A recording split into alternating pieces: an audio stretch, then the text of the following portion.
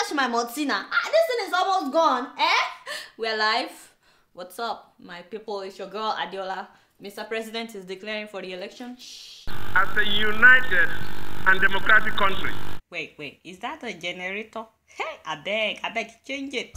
I promise that I will not hand over polio to anybody. We must end polio.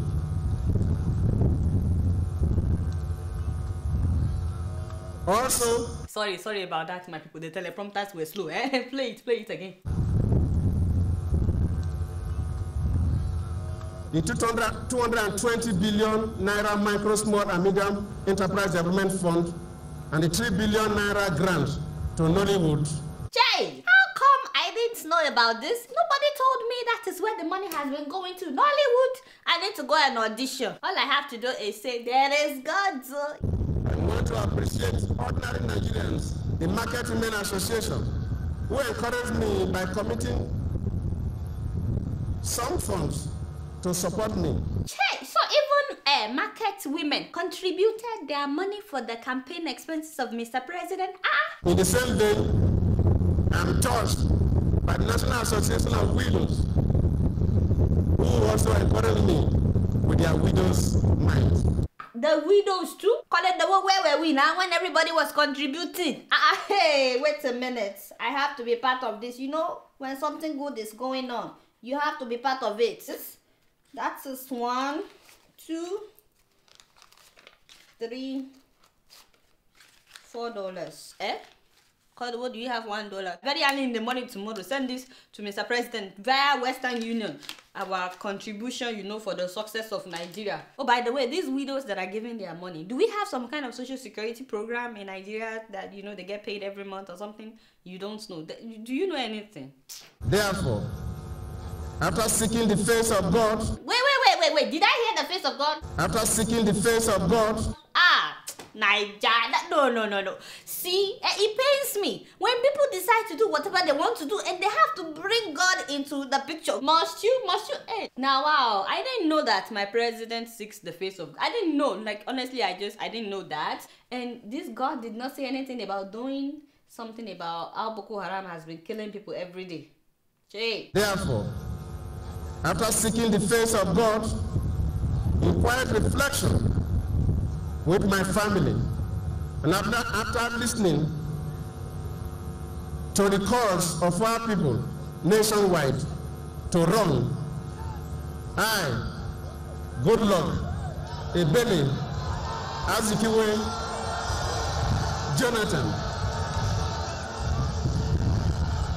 have accepted to present myself. That was good, wasn't it? That you guys can watch the whole speech. It's wonderful. So in case you guys didn't get that message, Mr. President, he's saying that it's not like he wants to run again. No.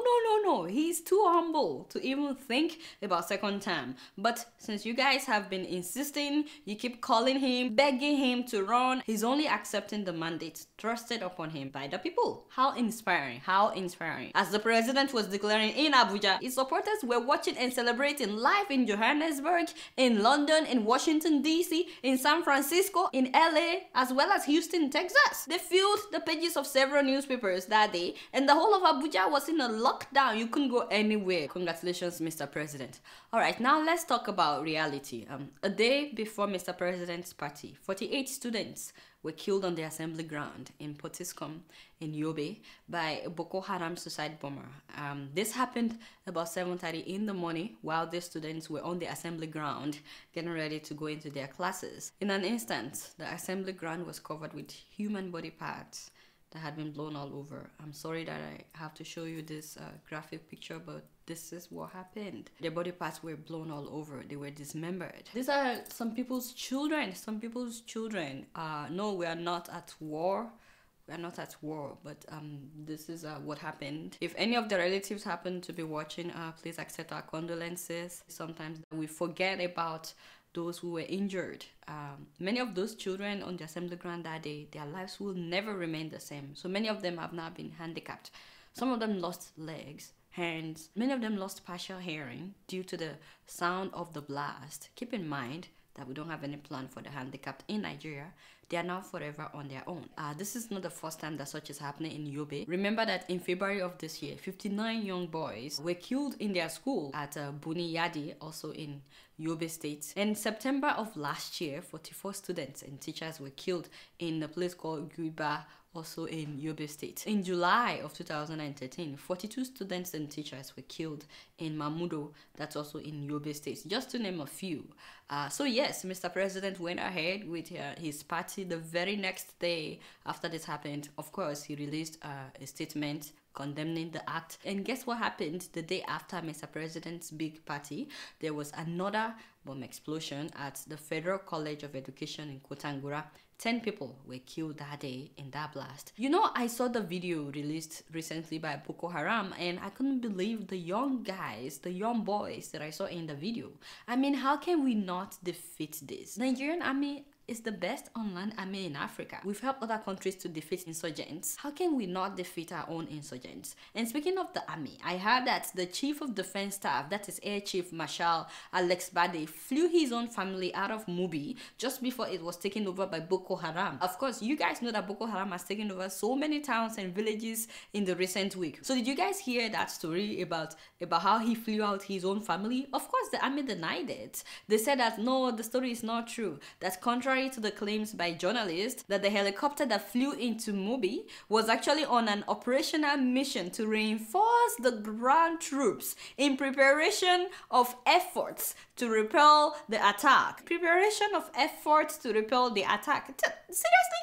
Tell me, how did they know there was going to be an attack for them to repel? See what I'm saying? These people, they knew that Mubi was going to be attacked. There's nothing that happened with Boko Haram that the August at the top are not aware of before it happens. They knew that Mubi was going to be attacked and they didn't stop it, or at least evacuate all the people. Instead, the man took out his own family. Everybody else, you're on your own. See, that's why I keep saying this, and I really believe it, that if this government wants to end Boko Haram today, they'll do it. Now, for those who still think that this thing is only happening in the north, it can never get to you, I really don't know what to tell you. I don't know what to tell you. You may need to take a look at the map of Nigeria and take a critical look at all the places that Boko Haram has been striking and see how they are getting closer and closer to other parts of Nigeria. This thing is not just limited to the fringes, as Mr. President has been saying. So you may want to pay attention to what is going on and stop saying that, oh, it's just the northerners that are killing themselves. And even if it doesn't get to you, I'm sure that of the 3 million people that have been displaced, you're probably feeling it where you are because they're probably coming over to where you are. So now you all have to share the resources. So you might want to wake up on time. Now, you know that most people, when you're campaigning for a re-election, is when you put up your best performance, and that's when you actually demonstrate your competence, especially in ensuring the safety of your citizens, right? So that we would vote for you, you know, kind of a thing. So if things are like this right now, that they are supposed to impress us, what do you think would happen after the elections are over? I mean, when they no longer need to impress us. Instead, they keep telling us that terrorism is a global issue. They tell us that Pakistan has been battling with insurgency for decades. And you know, as Rudolph Okonkwo said in his article, I think you guys should read it. I think this is just a polite way of preparing our minds to accept that these killings will continue to happen for a long time. But guess what? Nigeria is not Pakistan. Nigeria does not have the same history as Pakistan, and neither is Nigeria destined to be like Pakistan. We would only become like Pakistan if we leave this nation in the hands of those who have decreed such a Pakistani fate on Nigeria. And you know, why are we picking up a fight with the US? For no reason. For if America refuses to sell you arms, then go elsewhere. You refuse to keep your house together, and the US is politely disassociating itself from this administration, but you are not getting it. You think that they didn't know about all the money smuggled into South Africa in the name of trying to buy arms? Or you think that they are not seeing pictures like this one? Ladies and gentlemen, this is Alimo the Sheriff. I talked about him before. The man accused of funding Boko Haram. I mean, look at the security men that are surrounding this man, guarding him. These security guards were provided by the federal government. Look at the guns that they're carrying. And this picture was taken this week. You think that the US is blind to all of this? Not only that, several times the Nigerian military has been accused of extrajudicial killings in the name of fighting Boko Haram. So if the US refuses to sell you arms, why not just go elsewhere? Why do you need to pick up a fight? What about other weapons that Boko Haram is using? Didn't they steal most of them from the army barracks? If the US gives you new weapons, now tomorrow again they will tell us, oh, Boko Haram invades the military barracks and they've stolen all the weapons. I beg. By the way, is it true that they refuse to pay the rented crowds? They are 2,000 naira. Jay, there is God now. Only 2,000 naira. Habba. But you guys know I don't gossip. Waiting be my own. Once again, congratulations, my Oga, on your declaration for the election. You know, make sure you cast your votes. My people, make sure that you cast your vote. And I can only wish Nigeria good luck in 2015. Guess what? I'm just keeping it real. Moving on to Sierra Leone. First of all, and I'm very guilty of this, I've not been giving you guys updates on the Ebola outbreak. Please accept my apologies. The crisis is still going on, and in fact, it's now worse than it was when it started. And as of today, more than 5,000 people have died of Ebola. Yeah, just, you know, picture that in your mind. 5,000 people. At the beginning of October, there was a day that 121 people died in one day in Sierra Leone alone. As a matter of fact, those are the people that were reported dead. There were many more that died in the rural areas that the health workers were not even aware of. And as of today, more than 13,000 people have tested positive. Take a look. We could end up seeing more cases a day than we have seen in total in the last 6 months. The isolation ward at the hospital has just 18 beds. It's been at capacity for weeks. Francis Samuka has been sick for 4 days. His family have brought him here for treatment, but like all the other facilities they've been to today, it's full. So they're turned away. And then we gone all the way different hospitals. There is no treatment. So what is the government doing for us? We are dying. People are dying. Just press it into your hands and wash. And 5 gloves for all of you. Ebola is passed through close contact with infected people. As we get ready to leave, Luca hears of an Ebola bed that's just become free. But it's too late. Despite the family racing Francis to the isolation facility, we discovered the next day that he'd died. Wow. This just breaks my heart, you know. I mean, whatever trouble you and I think we have, you have no idea what it's like to be in a place like that at this point in time. Everybody is living in fear, and it's the same thing in Liberia. Even though the World Health Organization is saying that things are getting better in Liberia, that the death toll is starting to go down, a popular journalist who was actually making a documentary about the virus, his name is Sorios Samura, he was recently in Liberia, and he said that is not the case. That in fact, in many places in Liberia, things are actually getting worse, especially because many people are burying their loved ones with their bare hands before the health workers get there. And this is due to the fact that they don't have enough health workers, so sometimes the health workers don't get there for days, and by that time the bodies are already smelling. Another challenge is the fact that they are burying these bodies that have already been contaminated, and you guys know that they are saying that dead bodies are actually more contagious and more deadly. The virus still alive in these bodies. It's very sad that people, they are losing loved ones and they have to bury this many people, but at the same time there are health concerns. People are saying, isn't it better if they cremate the bodies rather than bury them? Because what if, you never know what will happen in the future. And as you saw in the video, it's so unfortunate that Francis did not make it, that he died. I'm sure you guys could see his family members as well, that none of them was wearing a protective gear when they brought him, so it's possible that they've also been exposed to the virus. Another thing that I'm very concerned about is the children that have lost their parents, you know, to this virus. Take a look at this. 65-year-old Arabic teacher Fode Kone has been left to take care of 31 children. 18 are orphans. They were here with me when their parents died, and now they have no other place to go. So I had to embrace them, to take care of them and cater for them. They were in the village, both of them, herself and her elder sister, who was 7 years old. They were abandoned in the village, in a house, where they were only 2 of them in that house. Could you ask the children to raise their hands if they've been orphaned?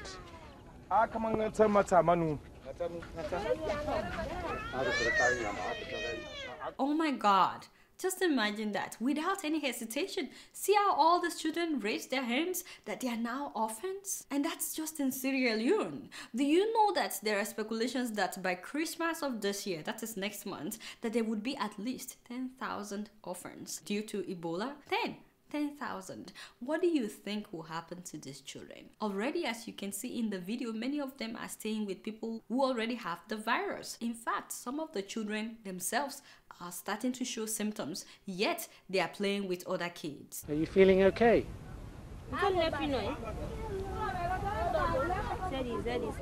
His head's aching, I'm sorry. And so he returns to the others. If some of them don't have Ebola yet, they're now living beside people who definitely do. I mean, look at that little boy. The person holding him was not wearing any protective gear, you know? Yeah, and that's pretty much how the virus has been spreading. At first, people didn't believe it's real, so when they start seeing symptoms, they would run into the bush so that health workers would not pick them up. When I thought I had the sickness, I ran away into the bushes and hid. I thought that the disease was coming after me. I heard that a lot of people who come down with Ebola die.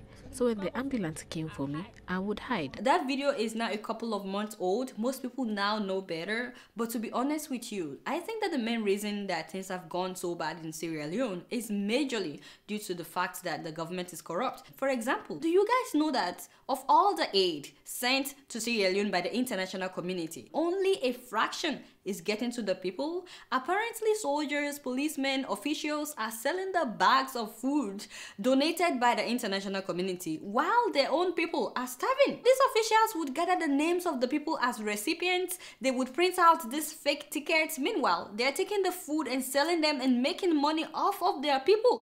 From day before yesterday, don't come for this supplier.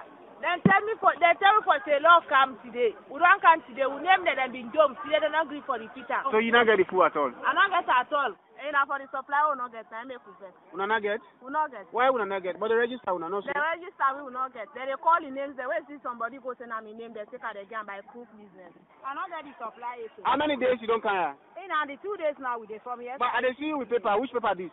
Now the ticket again. So they give you the ticket and not give you supply? Nothing. From yesterday I can't they stamp me paper, but they don't give me food. They're printing coming on. So now the ticket is the print and not give you food? Nothing. So really, what will really go wrong? And the food not come, the food come along? Well, food come, but the way food been they come out, people can get sleep. Then food they go, and the man that they care, they don't go. Police they care, they don't go. So meaning police are involved by the supply? Completely, because police, soldier. Still are not involved with them. Involve police and soldier. So now they can take the supply. Yes. Do you know how many millions of pounds, millions of dollars has been donated to Sierra Leone and other countries? You know, I spoke with a viewer from Sierra Leone and he told me that there is no real quarantine in most places because the people in quarantine are literally starving, that they are not giving them any food. So guess what? These people would leave the quarantine centers to go and look for food. They come in contact with several people in the process, so they pass the virus to them. Also, when you look at the videos, you will see the lack of infrastructure, basic things like good roads.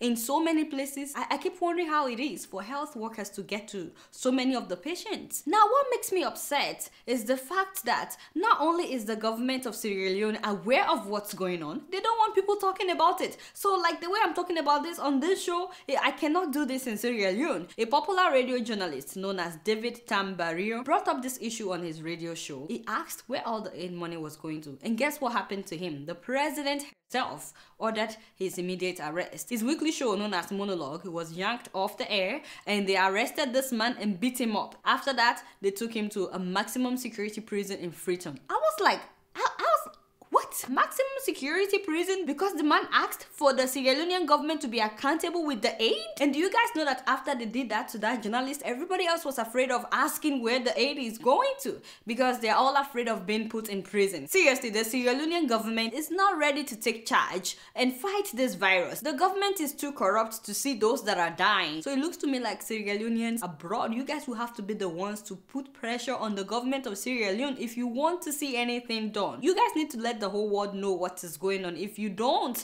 the government will continue to get away with it. Meanwhile, the number of infected people so far has been doubling every 4 weeks. So in the next 4 weeks, about 26,000 people may have tested positive. I'm not saying that that would happen. I hope it doesn't happen, but that has been the trend. It's been doubling every 4 weeks. Do you know how many millions of pounds, millions of dollars has been donated to Sierra Leone and other countries? So what I'm saying is, if this administration doesn't get its acts together, a major disaster may be on the way. The international community will not do everything for you. They won't be the ones to distribute the food. See, this is what pains me. There are only 6 million people in Sierra Leone. You should be able to manage the distribution of aid better than this. And to all my Sierra Leonean and Liberian communities here in the US, in Virginia and Maryland, New York, I want you guys to know that you're not alone. And for those of you that have lost relatives, please accept our condolences. May their souls rest in peace. We're hoping that the government will wake up and do the right thing. Guess what? I'm just keeping it real. Moving on to Kenya, some people came up with the idea of a wheelbarrow ambulance, and this thing has saved so many lives. Take a look. With narrow roads, muddy tracks and inaccessible health facilities, the people of Laini Saba in Kibera, Nairobi, watched helplessly for many years as their loved ones died on their way to hospital, majority of them pregnant women.